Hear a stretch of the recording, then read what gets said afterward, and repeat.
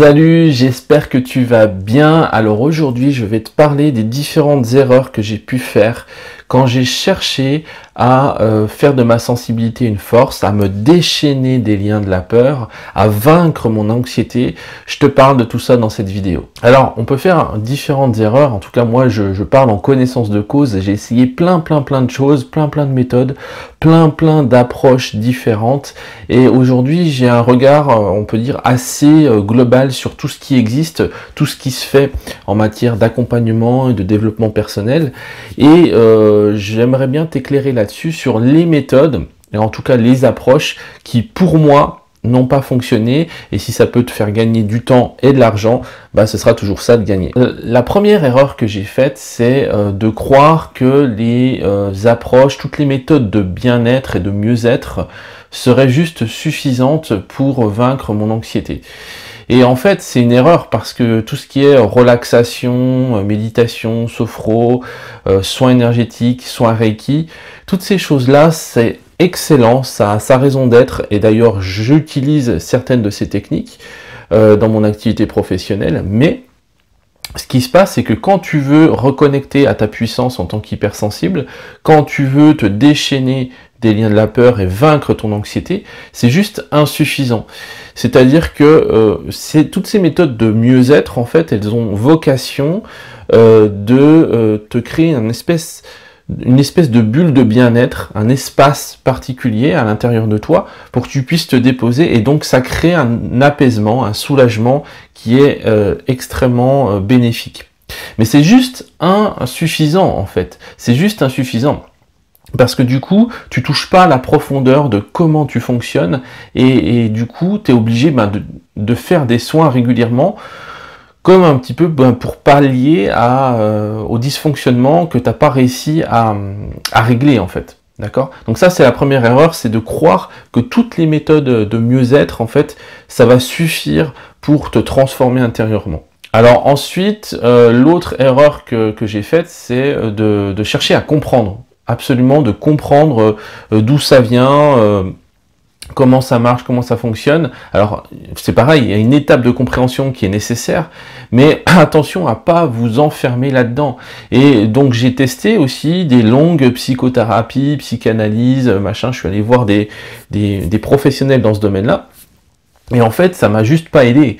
Ça m'a juste pas aidé parce que c'est pas le fait de comprendre qui va régler la situation. Et ça, c'est une grosse croyance qu'on a dans la tête. C'est que si je comprends d'où ça vient, je vais libérer le problème. Non, c'est comprendre, ça donne de la clarté mentale, mais c'est pas ça qui va t'aider à te transformer non plus. Donc tout ce qui est longue psychothérapie de type analytique, psychanalyse et autres, ça t'en as pas besoin en fait. Tu peux le faire si tu as envie, mais c'est pas ça qui va te débloquer vraiment. Troisième erreur que j'ai faite, c'est de me rabattre sur des comportements compensatoires, c'est-à-dire, moi en l'occurrence c'était l'alimentation, donc je compensais mon vide intérieur par de la bouffe, en fait, je mangeais beaucoup, ça représentait pour moi une forme de soulagement sur le moment, il y avait un apaisement intérieur, qui durait seulement quelques instants, et après, j'étais pas bien. Mais en tout cas, je suis tombé là-dedans pendant très longtemps, où j'ai développé donc une addiction alimentaire sur l'hyperphagie. Voilà. Et donc, ce mécanisme, il est très fréquent chez les hypersensibles, qui cherchent naturellement à compenser par des addictions sur quelque chose qui les soulage sur le moment. Alors ça peut être l'alcool, ça peut être de la drogue, ça peut être des substances toxiques. Même chose, donc ça je suis pas tombé dedans parce que j'avais suffisamment de points de vigilance à ce moment-là, mais l'addiction aux médicaments, c'est exactement la même chose. Les médicaments de type anxiolytique, antidépresseur, hypnotique, sédatif. Donc mon propos ici n'est pas de dire que les médicaments ça sert à rien. Parfois, il y en a besoin, mais tous ces médicaments-là, c'est juste ponctuel. Ça doit juste être un soin ponctuel, d'accord ? Quand vous êtes vraiment pas bien, quand vous mettez votre vie en danger, quand vous êtes potentiellement dangereux pour les autres, quand il y a besoin vraiment d'une aide extérieure urgente, là, les médicaments peuvent avoir leur intérêt. Mais il n'y a aucun intérêt pour moi de consommer des médicaments de type, comme je viens de citer, sur le long terme. Il n'y a aucun intérêt. On n'est pas fait pour fonctionner avec ça. C'est juste une addiction à la chimie.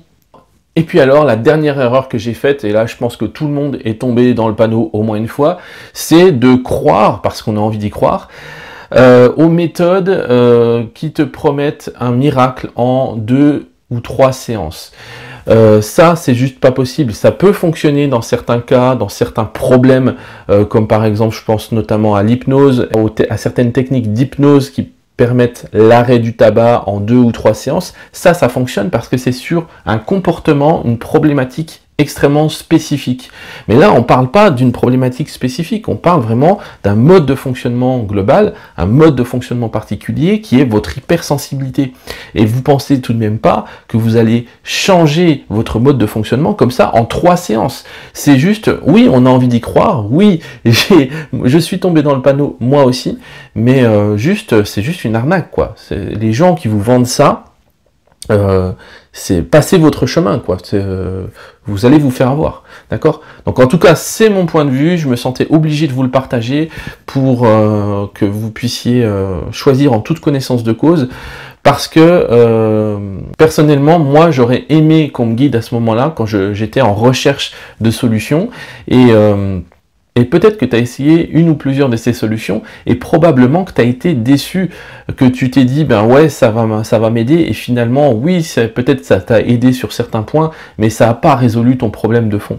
Donc, pour moi, ce qu'il faut faire, c'est vraiment de trouver déjà une approche globale qui prend en compte les différentes dimensions de la personne. L'accompagnement de l'hypersensibilité, c'est quelque chose d'exigeant parce qu'il faut à la fois proposer un accompagnement global parce qu'on s'intéresse à la personne dans sa globalité et en même temps proposer quelque chose d'extrêmement ciblé sur la personnalité hypersensible. Mais en tout cas, choisissez quelqu'un qui a fait le parcours avant vous. Quand vous voulez faire une randonnée quelque part, vous n'allez pas choisir n'importe qui, vous allez choisir un guide qui a déjà fait le chemin. Si vous voulez faire un saut en parachute, vous n'allez pas faire confiance à un moniteur qui a fait que 2 sauts dans sa vie, d'accord? Donc, ce que je vous conseille, c'est, si vous voulez être accompagné par quelqu'un, c'est de choisir quelqu'un qui a déjà fait ce chemin et qui connaît les différents obstacles et les différentes embûches à éviter. Voilà, je vous souhaite le meilleur pour vous. C'était les 5 pièges à éviter. Et puis si tu veux en savoir plus, tu peux regarder dans la description. Et je te dis à très bientôt. Bye bye.